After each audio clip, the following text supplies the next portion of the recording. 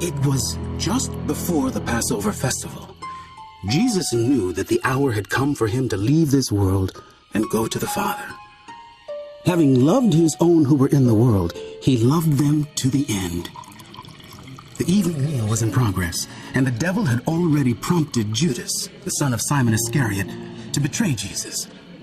Jesus knew that the Father had put all things under his power, and that he had come from God and was returning to God. So he got up from the meal, took off his outer clothing, and wrapped a towel around his waist.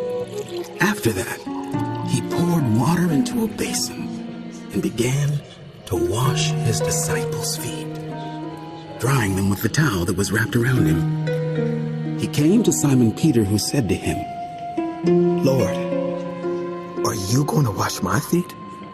You do not realize now what I am doing, but later you will understand. No, you shall never wash my feet. Jesus answered, Unless I wash you, you have no part with me. Then, Lord, not just my feet, but my hands and my head as well. Those who have had a bath need only to wash their feet.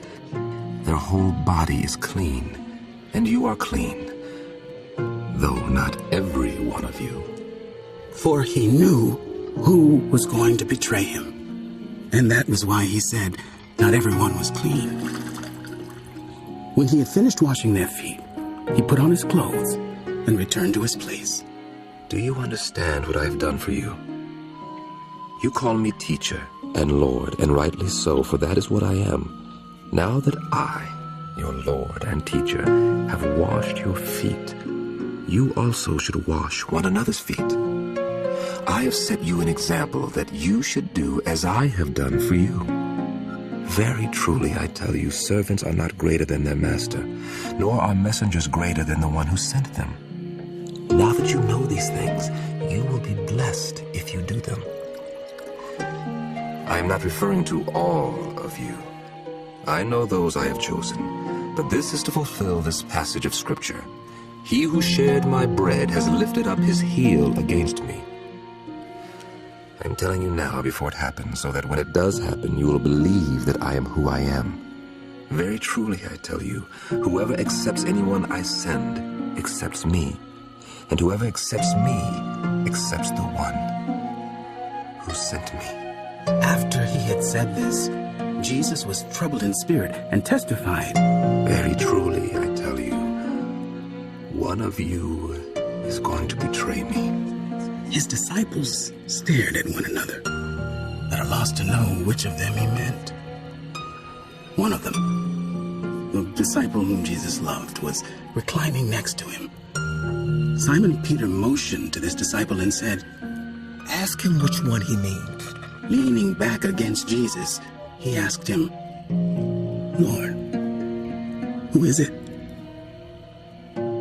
It is the one to whom I will give this piece of bread when I have dipped it in the dish. Then, dipping the piece of bread, he gave it to Judas, the son of Simon Iscariot. As soon as Judas took the bread, Satan entered into him. So Jesus told him, What you are about to do quickly.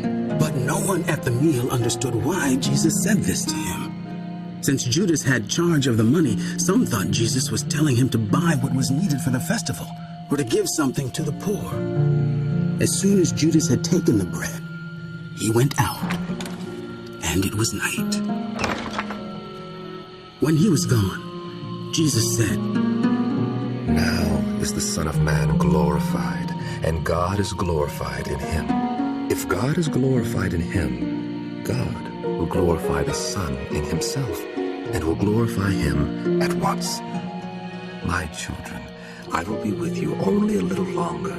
You will look for me, and just as I told the Jews, so I tell you now, where I am going, you cannot come. A new command I give you, love one another. As I have loved you, so you must love one another. By this, everyone will know that you are my disciples, if you love one another.